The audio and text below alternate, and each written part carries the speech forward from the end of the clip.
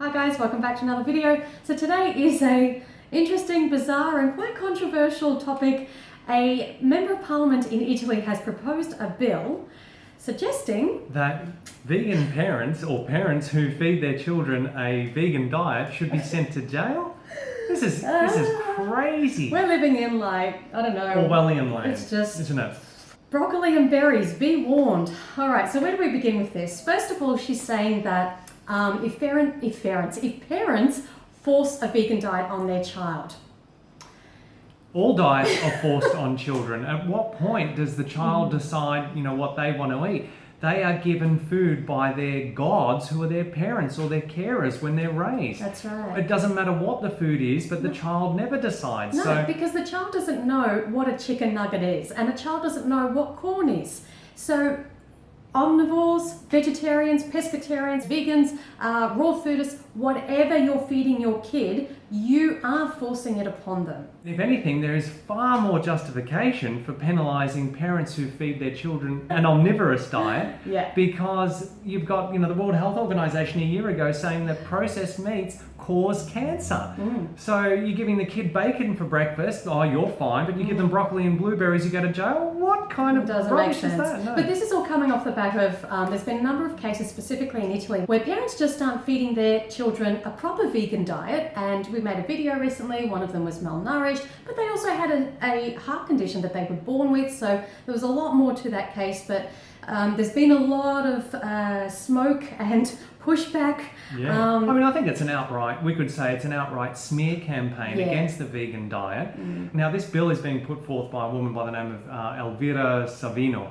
So if we look at her website, we can see that she is essentially a puppet of Silvio Berlusconi, who is one of Italy's richest men, and he owns and controls a lot of the media in Italy. Now, the media is run by corporations because, of course, they're the ones advertising that is giving media corporations their revenue. So it's in the best interests of the media to promote the interests of their clients. Yeah. And who are their top advertisers? Well, it's not big broccoli and big potato. It is, big meat, dairy and eggs in the form of McDonald's and Burger King and KFC and so on and so forth. That's right. So this is all very calculated. It is, of course it is. And look, we actually think it's a good thing. This is a positive thing, all right? Let's put a little spin on it here.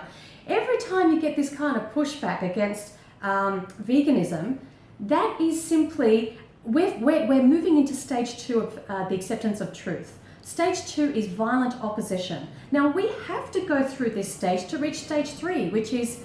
acceptance is self-evident. Right? So you're going to get this opposition because we are trying to undo 10,000 years of animal agriculture and thinking that eating meat, dairy and eggs is normal, natural and necessary, and we can enslave and kill other living beings under those false justifications. Exactly. I mean, if you think that we're not going to get this kind of pushback, that's delusional. We're going to get it. This is just the first of many steps to come. Exactly. So we're not surprised. No. We think it's a good thing. It means that the movement is, we're loud. We're making growing. An impact. I mean, the numbers in Italy speak for themselves. Yes. Both vegetarianism and veganism has increased from 2015 to 2016, whereby now the sum total of those two is now about 8% of the Italian population. Now that's a decent number. It's decent, so meat, dairy and eggs, they're scared. It's affecting their bottom line, and as soon as things start to affect their bottom line, that's when it gets serious. And now the golden rule is whoever has the gold makes the rules,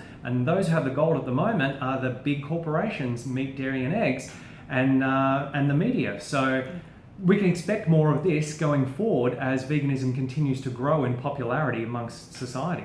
And to be honest, look, I actually feel sorry for this woman, for this MP, and she's just a pawn in this game. She sounds very uneducated, very silly, in our opinion, and what was she thinking to say that veganism can cause brain damage? I mean, she obviously didn't have the coglioni to stand up and say, I'm not going to be part of this little smear campaign because it sounds ridiculous. She's talking about iron deficiencies, zinc, vitamin D, omega-3, and B12. That's it. I mean, here's the thing. Any diet can lead to deficiencies. Yeah. Any diet. Yes, you can be deficient as a vegan. If you're going to eat microwave mac and cheese 3 times a day, you're going to have a terrible terrible diet. You are going to be deficient. But here's the thing that needs to be remembered. There is no deficiency that is exclusive to eating a vegan diet. No deficiency whatsoever. The fact that she included B12 and vitamin D, I think is very clear that she has no idea what she's talking about. Vitamin D is from the sun, okay? So yes, some foods are fortified with vitamin D, but it's not a vegan thing. B12 is a bacterium in the soil. The reason why many omnivores may have higher B12 levels is because animals are injected with vitamin B12. Or their food is fortified with vitamin That's B12. right. Having said that, we were deficient as meat eaters. Exactly. And we went to the nurse once to get some B12 shots to boost our levels as vegans. And we remember she put our B12 in the fridge, she pulled out the tray, and it was full. Overflowing, and we said, wow, this is how many people have B12 deficiencies? And she said, yes. And we said, and they're all vegans, yeah? And she said, no, you're actually the first vegans I've ever met. Yeah. So, yeah. And every other vitamin, nutrient, mineral can be found in plant foods. The whole idea is you have to eat a balanced, well-prepared vegan diet. Exactly, just like the American Dietetics Association have been saying since 2009, 7 years ago, that appropriately planned vegan diets are suitable for all life stages, including pregnancy and infancy. And all that means is you're eating a lot of whole plant foods, fruits, vegetables, whole grains, legumes, nuts and seeds. Yeah. It's not rocket science. Exactly. And this is the world's largest organisation of food and nutritional professionals, and they actually have conflicts of interest because they receive funding from big meat, dairy and eggs, and even they say that a vegan diet is appropriate. Do you know why? Because it would be insane to say anything else. In fact, all the scientific literature is pointing to the fact that plant-based diets help prevent, treat and reverse many of the world's leading causes of death. Yeah, 14 of the 15 leading causes of death are linked to animal food. So if you think it's okay to feed your kids meat, dairy and eggs, you're essentially saying, I'm okay with causing diabetes, some types of cancer, heart disease, etc., to my children. Exactly, because we now know that heart disease may even start in the womb, which means that whether or not the child develops fatty streaks in their arteries is actually dependent on what the mother is eating. Yes. So, we know that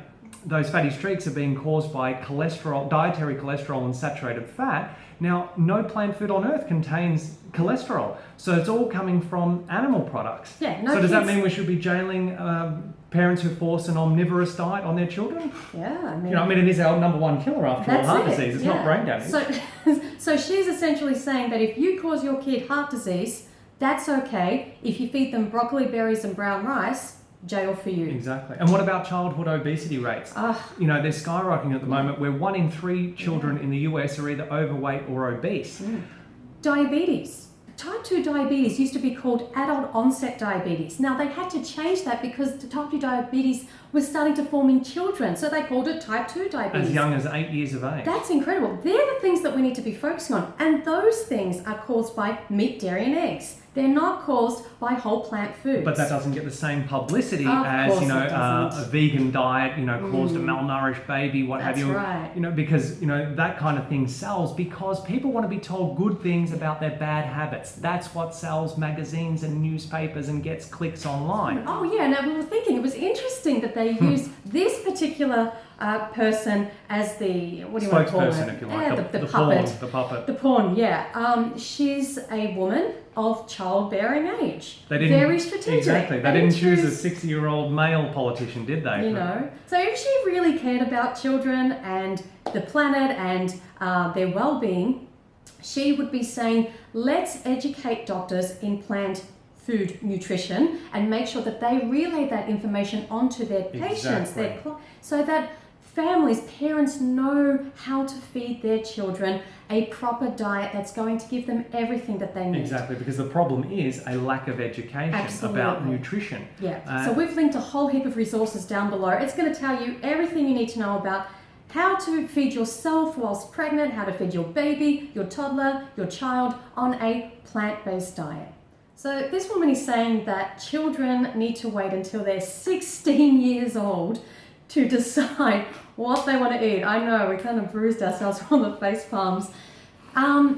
If that's the case, then we shouldn't have any McHappy Meals of dancing little chicken nuggets and, you know, characters and whatever advertising animal foods either. Kids aren't choosing. They're being brainwashed. They are. Now, if That's we a want, form of forcing a diet on culture onto children. that's right. If we want children to decide for themselves, then they need to be shown and told the reality of where their food comes from. Exactly. You know, we have to explain this chicken nugget is an animal and this is what the animal went through. This milk is a result of these steps. They have to be shown the reality because nobody, not even adults, are choosing what you eat. Until you have all the information to make an informed decision, you are not choosing. You are brainwashed, you are force-fed by industries. Exactly. We've all been culturally indoctrinated since birth by every Exactly. institution in our society, by our families, by our schools and education systems, by our governments, by the medical profession, by the Media, corporations and entertainment, media. We have everything. been brainwashed from birth. None of us ever chose what we ate. Walk down the street, do an experiment. Walk down the street and count how many billboards and ads you see for animal products and how many you see for fruit and veg. That gives you all the answers. Alright guys, to wrap this video up, yes, it is ridiculous. I do not think that this bill will be passed. I think there'll be massive backlash.